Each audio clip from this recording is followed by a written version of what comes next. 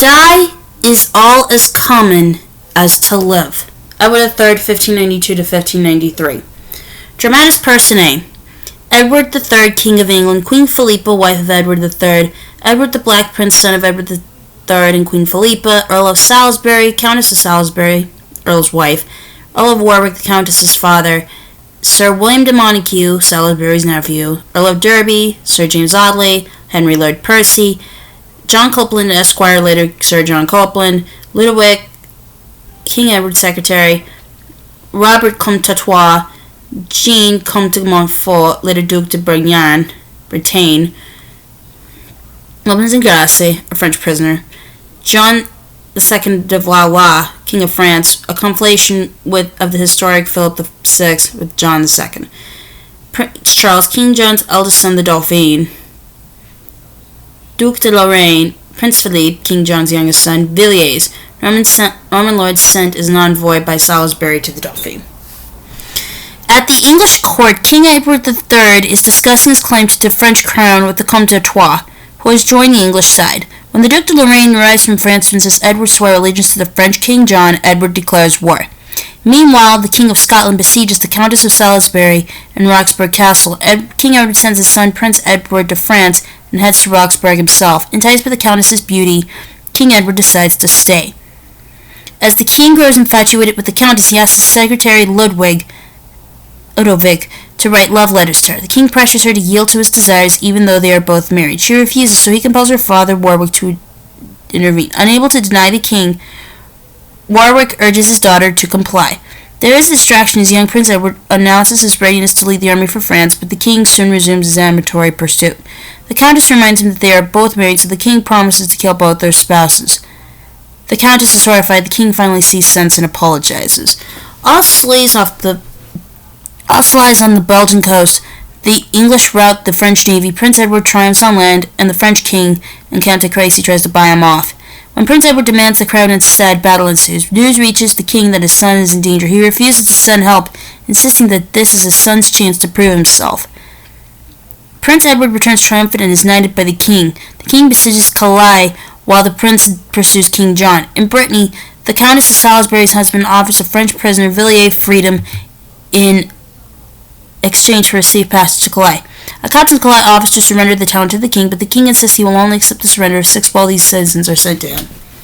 A prophecy says that John will appear in England seems favorable to the French.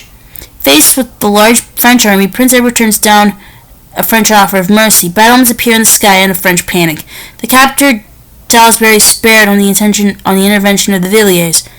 Prince Edward is victorious and captures King John. The 6 wealthy men of Calais are brought to the king. The queen urges mercy and he spares their lives. Salisbury arrives with the news that Prince Edward has been killed at Crécy. The king comforts the distraught queen, but suddenly Prince Edward arrives with King John as his prisoner. The excited Prince Edward promises more foreign adventures. In context, themes: honor, kingship, valor, patriotism, brutality of war. Setting: the royal court, London, Roxburgh Castle, Scottish borders, Flanders, Crécy, Poitiers, and Calais, France. Sources: 1377. Jean Froissart's Chronicles, a French history of the early battles of the 100 Years' War. 1375. The Palace of Pleasure by William Painter features a story entitled The Countess of Salisbury, on which the wooing scene is based. 1587. Raphael Holinshed's Chronicles is a source for the battles, although for dramatic reasons they have been compressed in time. Legacy: early 1590s. Date and place of first performance is not known.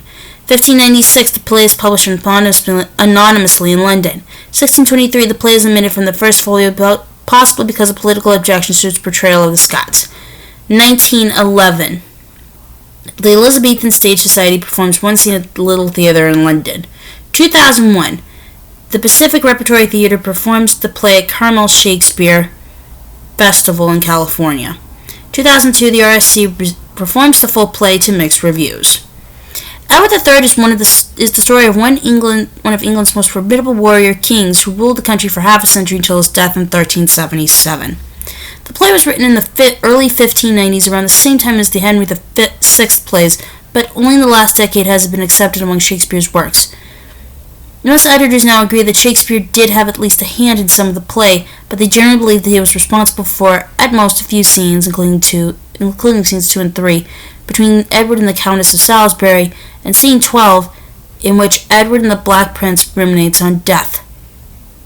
Performances have been so few that when the RSC staged it in 2002, they described it rather inaccurately as a new play by Shakespeare. Tell him the crown that he usurps is mine, and where he sets his foot he ought to kneel. King Edward, Scene 1. The story covers Edward III's defense of the kingdom against the Scottish King David II and his wars in France, including the historical rout of the French navy at Sluys, 1340, his victory over superior French forces at Crécy, 1346, and finally the Battle of Poitiers.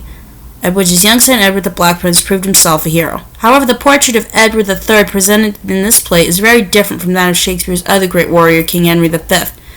While Henry V emerges as a dynamic young leader, inspiring his troops to victory with stirring speeches, Edward isn't anything but inspiring. No sooner has he, like Henry, sent the French ambassador packing with a declaration of war than we see him in Scotland in a far from heroic light. In this picture above in the play, the Black Prince is a gung-ho adventurer, a portrayal that is probably close to the historical truth. His tomb in Canterbury Cathedral shows him resplendent in armor. Rough wooing. Arriving to lift the Scottish siege of Roxburgh Castle, Edward is entranced by the beautiful Countess of Salisbury, whose husband is fighting in France. He then embarks on a siege of his own to conquer her, and his tactics are not honorable. After his love letters penned by his secretary Ludwig are rejected, he resorts to power games, commanding her father to order her to submit to his desire. The strong-willed Countess refuses and desperately tells Edward that their spouses stand between them. Astoundingly, Edward offers to kill both of them, saying as if he is judging their lives. Thy beauty makes them guilty of their death. Scene 3, line 157. The Countess is mortified, exclaiming, O perjured beauty, more corrupted judge. Scene 3, line 160. She tells him that there is a higher court above the king, the great star chamber o'er our heads, that will judge such a crime. After this disturbing but memorable interlude, the Countess is often forgotten, and the play settles into a far more conventional to and fro battles. However, the Countess's absent husband, Salisbury, becomes a key focus of the sense of justice that runs through the play, along with his French counterpart, Villiers. Against the run of the events, they both insist on behaving honorably. Unsentimental leader. It is surprising just how negative a portrait this is one of England's most dynamic monarchs, a king whose military victories turned England into a major power. The reason may have been due to the contemporary Tudor politics. Edward III was a Plantagenet king, whose line ultimately came to an end when the first of the Tudors dynasty scaled keen to bolster its legitimacy in Shakespeare's day. Besides the unsavory incident with the Countess, Edward is seen as a tough, uncaring father. When Prince Edward, known to history as the Black Prince, is beleaguered in battle, Edward refuses help, saying, Then will he win a world of honor too, if he by valor can redeem him thence? If not, what remedy? We have more sons than one to comfort our declining age. Scene 8, lines 21 to 24. Late in the play, news comes through that the young prince has apparently perished and his mother weeps in distress, but Edward's brand of comfort is to promise pitiless revenge. Moreover, when the citizens of Goliath send him 6 leaders of the 10 as a gesture of submission, only the queen's intervention dissuades him from slaughtering them. There is a foretaste here of Shakespeare's other warrior king, Henry V, who threatens Calais with even more savage brutality. Although there are heroes in this play, Salisbury, Villiers, and Prince Edward, it does not shy away from showing war as a very brutish business. A French mariner reports the sea battle of Sluys in gruesome terms, purple the sea whose channel filled as fast with streaming gore that from the maimed fell. Scene 4, lines 161 and 162. Here flew a head dissevered from the truth, their mangled limbs and legs were tossed aloft. French mariner, scene 4. Edward, in Edward III, is a far from attractive character, and yet the play ends happily for him with the young prince eager for fresh challenges and Edward in calm control after a series of stunning military victories. With the French and Scottish kings as captives, and also the Dauphin, he muses contentedly on their strange new unity. God willing, then for England will be shipped, where in a happy hour I trust we shall arrive, 3 kings, 2 princes, and a queen. Scene 18, 242 to 244.